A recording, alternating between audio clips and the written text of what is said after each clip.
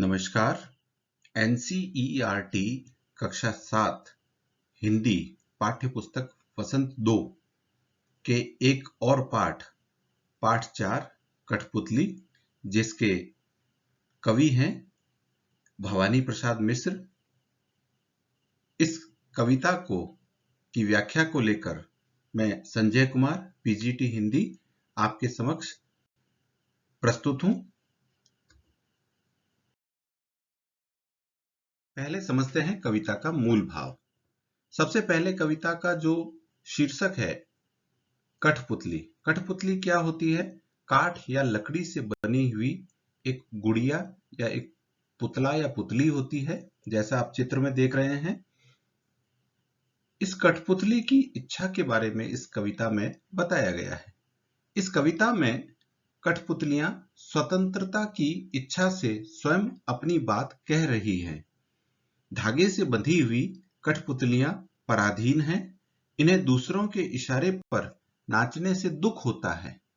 दुख से बाहर निकलने के लिए एक कठपुतली विद्रोह करती है और वह अपने पांवों पर खड़ा होना चाहती है, यानी आत्मनिर्भर बनना चाहती है।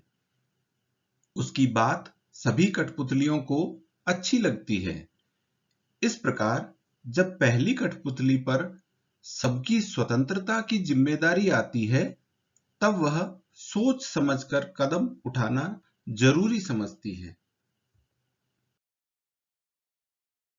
अब इस पाठ को अवधारणा मानचित्र के द्वारा समझते हैं। इस कठपुतली कविता के भाव सौंदर्य में धागों द्वारा दूसरों के इशारों पर नाचने पर कठपुतली दुखी होती है। वह कठपुतली स्वतंत्र व आत्मनिर्भर बनने की इच्छा रखती है और उसकी इच्छा को सुनकर अन्य कठपुतलियों द्वारा भी स्वतंत्रता की इच्छा जाहिर की जाती है। जब सबकी स्वतंत्रता की जिम्मेदारी आती है तो पहली कठपुतली सोच विचार करने लगती है। इस कविता में भाषा की बात में एक विशेष बात दी गई है। दो शब्दों के जुड़ने पर मूल रूप में शब्दों के परिवर्तन होता है। जैसे कठपुतली काठ और पुतली दो शब्दों से बना है, और जब दोनों शब्द जुड़ जाते हैं तो काठ का कठ हो जाता है और कठपुतली शब्द बन जाता है। काव्यांश 1। कठपुतली गुस्से से उबली, बोली ये धागे क्यों हैं मेरे पीछे आगे, इन्हें तोड़ दो, मुझे मेरे पांवों पर छोड़ दो। यहां पर कठपुतली का अर्थ है डोरे से बांधकर नचाई जाने वाली लकड़ी की पुतली। गुस्से से उबली का अर्थ है बहुत गुस्सा हो गई। पांवों पर छोड़ दो यानी स्वतंत्र रहने दो, आत्मनिर्भर बनने दो। इसके अर्थ को समझते हैं। कवि कहता है कि कठपुतलियां लंबे समय से पराधीन होकर जी रही है। अपनी पराधीनता को देखकर एक कठपुतली गुस्सा हो जाती है। गुस्से में ही बोल उठती है कि मेरे आगे पीछे इतने धागे क्यों हैं, अर्थात हमें बंधनों में क्यों रखा गया है।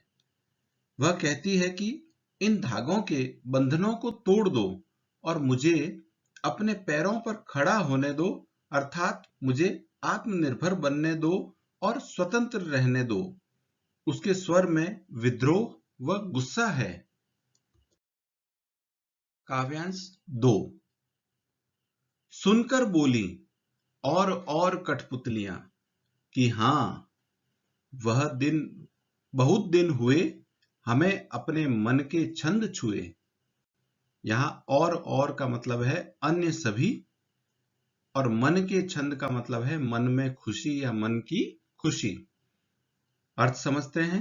कवि कहता है कि एक कठपुतली के मुंह से स्वतंत्र होने की इच्छा सुनकर अन्य सभी कठपुतलियों ने भी उसकी हां में हां मिलाई।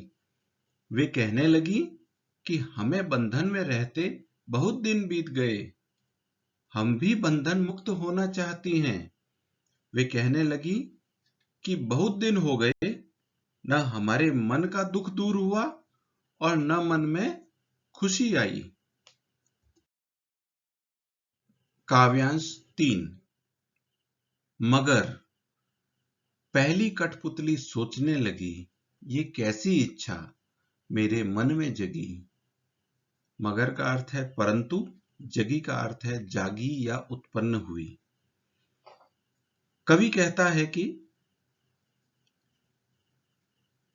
अन्य कठपुतलियों के स्वतंत्र होने की इच्छा देखकर पहली कठपुतली सोचने लगी, यह मेरे मन में स्वतंत्र होने की कैसी इच्छा जागी है। अब वह सबकी जिम्मेदारी के बारे में सोचने लगी कि इस विषय में बिना सोचे समझे कदम उठाना क्या उचित होगा। क्या बंधन तोड़ने के लिए कहना ठीक निर्णय था। अर्थात हमें भावनाओं में आकर नहीं बल्कि विवेक से सोचकर ही आगे कदम बढ़ाना चाहिए। ये कविता स्वतंत्रता से जुड़ी हुई है, इसलिए स्वतंत्रता आंदोलन का वर्ष और उनके स्वतंत्रता सेनानियों के कुछ नाम आपके सामने दिए जा रहे हैं। सन 1857 में जो स्वतंत्रता आंदोलन हुआ उसमें रानी लक्ष्मीबाई, तात्या टोपे, मंगल पांडे आदि स्वतंत्रता सेनानियों ने हिस्सा लिया। इसी प्रकार सन 1942 में महात्मा गांधी, सरदार वल्लभ भाई पटेल, सुभाष चंद्र बोस आदि स्वतंत्रता सेनानियों ने भाग लिया। अब हम करते हैं इस कविता से संबंधित भाषा की बात। जब दो शब्द आपस में जुड़ते हैं तो उनके मूल रूप में परिवर्तन हो जाता है।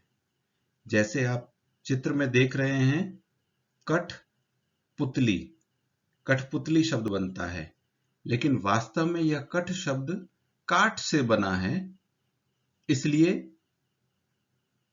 काठ और पुतली शब्द मिलकर के कठपुतली बनता है। और इसी प्रकार काठ या कठ से जो बने शब्द हैं, कठगुला, कठफोड़ा आदि। इसी प्रकार के कुछ और शब्द बनाते हैं, जैसे हाथ से हथ, हथ से बने शब्द देखते हैं, हथकरघा, हथगोला। सोना से सोन शब्द है और इससे बने शब्द हैं सोनभद्र, सोन पपड़ी, सोन चिरैया आदि। मिट्टी से मट शब्द बना है और इससे बने शब्द देखिए, मटमैला, मटकौर या मटकोड़। आप भी इस तरह के कुछ और शब्द बना सकते हैं।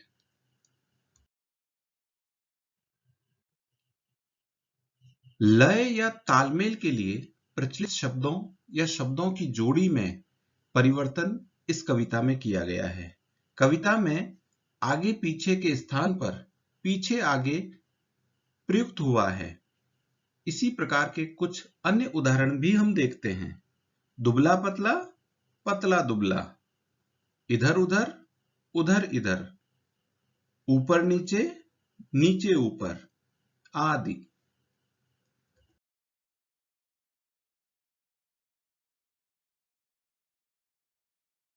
आशा है आपको हमारी यह सामग्री पसंद आई होगी।